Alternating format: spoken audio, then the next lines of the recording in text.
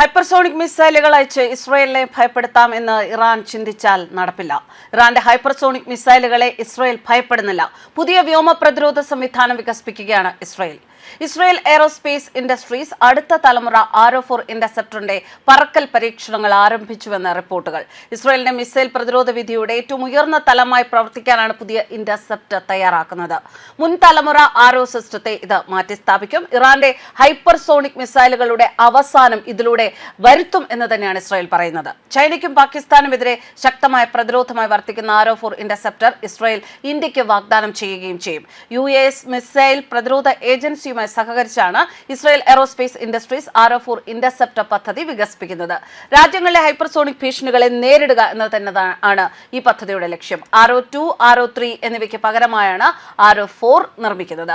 ആരോ-4നോടുള്ള അന്താരാഷ്ട്ര താൽപര്യം കൂടി വരികയാണ്. ഇതിനകം ആരോ-3 വാങ്ങിയ ജർമ്മനി ഇപ്പോൾ ആരോ-4ഉം ആവശ്യപ്പെട്ടിരിക്കുകയാണ്. യൂറോപ്യൻ സ്കൈ ഷീൽഡ് ഇനിഷ്യേറ്റീവിന് കീഴിൽ വേഗതയേറിയതും സ്മാർട്ട് മിസൈലുകളിൽ നിന്നും സംരക്ഷിക്കേണ്ടത് അത്യാവശ്യമാണ്. ഇതിന്റെ മോഡുലാർ ഡിസൈൻ പല രാജ്യങ്ങളുമായും സംയോജിപ്പിക്കുന്നത് എളുപ്പമാക്കുന്നു. ഹൈപ്പർസോണിക് മിസൈലുകളുടെ വർദ്ധിച്ചു വരുന്ന ഭീഷണിക്കിടയിൽ ആരോ-4 ആധുനിക യുദ്ധത്തിനുള്ള ഒരു പ്രധാന ആയുധമാകും. വില കുറഞ്ഞതും ഫലപ്രദവുമായതിനാൽ ലോകമെമ്പാടുമുള്ള രാജ്യങ്ങൾക്ക് ഇത് ഒരു തന്ത്രപരമായ ആയുധമായിരിക്കും. ആരോ-4 ഇന്റർസെപ്റ്റർ സിസ്റ്റത്തിൽ നൂതന ഉപഗ്രഹ സഹായത്തോടെയുള്ള ഇനേർഷ്യൽ ഗൈഡൻസ് സജ്ജീകരിച്ചിരിക്കുന്നു. ആരോ-4ന്റെ സീരിയൽ നിർമ്മാണം 2025ഓടെ ആരംഭിക്കുമെന്ന് IAI അവസാന പ്രസിഡന്റും സിഇഒയുമായ ബോവാസ് ലവി മുൻപ് പ്രസ്താവിച്ചിരുന്നു. ഇത് 2026ന്റെ തുടക്കത്തിൽ പ്രാരംഭ വിന്യാസത്തിന് വഴിയൊരുക്കും. എങ്കിലും ഇപ്പോൾ ചെറിയ താമസം പ്രതീക്ഷിക്കുന്നുണ്ട്. ഇസ്രയേലിന് പുറമെ ജർമ്മനിയും ആരോ-4 ഇന്റർസെപ്റ്റർ വാങ്ങാൻ പദ്ധതിയിടുന്നുണ്ട്. ഇസ്രയേലിൽ നിന്ന് 8.6 ബില്യന്റെ ആയുധങ്ങൾ വാങ്ങാൻ ഇന്ത്യ അടുത്തിടെ തീരുമാനിച്ചിരുന്നു.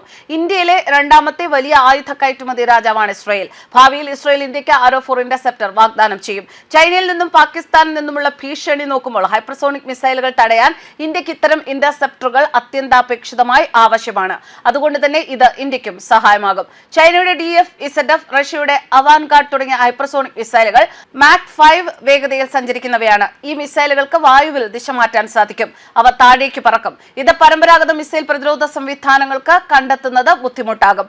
പരമ്പരാഗത ബാലിസ്റ്റിക് മിസൈലുകൾ നേരായ പാതയിലൂടെ സഞ്ചരിക്കുന്നു. പക്ഷേ ഹൈപ്പർസോണിക് മിസൈലുകൾ പ്രവചിക്കാൻ പ്രയാസമാക്കുന്നു. അമേരിക്കയുടെ പാട്രിയറ്റ് PSC-3, THAAD, റഷ്യയുടെ S-400 തുടങ്ങിയ മുൻകാല സംവിധാനങ്ങൾക്ക് ഹൈപ്പർസോണിക് മിസൈലുകളെ ട്രാക്ക് ചെയ്ത് നശിപ്പിക്കാൻ കഴിഞ്ഞില്ല. ഹൈപ്പർസോണിക് മിസൈലുകൾ വളരെ വേഗത ഉള്ളതിനാൽ പ്രതികരിക്കാനുള്ള സമയം വെറും സെക്കൻഡുകളായി കുറയുന്നു. ഇത് നിലവിലുള്ള റഡാറുകളും ഇന്റർസെപ്റ്ററുകളും പരാജയപ്പെടാൻ കാരണമാകുന്നു. ഇസ്രയേൽ ആക്രമണങ്ങളിൽ ഫത്ത-1 ഹൈപ്പർസോണിക് മിസൈൽ ഉപയോഗിച്ചതായി ഇറാൻ അവകാശപ്പെട്ടു. മാക് 5ൽ കൂടുതൽ വേഗതയിലാണ് ഇത് സഞ്ചരിക്കുന്നത്. എന്നിരുന്നാലും അതിന്റെ ഹൈപ്പർസോണിക് ശേഷിയും ഫലപ്രാപ്തിയും കുറിച്ച് ചർച്ചകൾ നടക്കുകയാണെന്ന് വിദഗ്ധർ പറയുന്നു. കാരണം ഇതിന് പൂർണ്ണമായും തന്ത്രപരമായി പ്രവർത്തിക്കാൻ സാധിക്കില്ല. എന്തായാലും പുതിയ സംവിധാനം ഇസ്രയേലിന് ഒരു കവചം തന്നെയാണ്. ന്യൂസ് ഡെസ്ക് കർമ്മ ന്യൂസ്.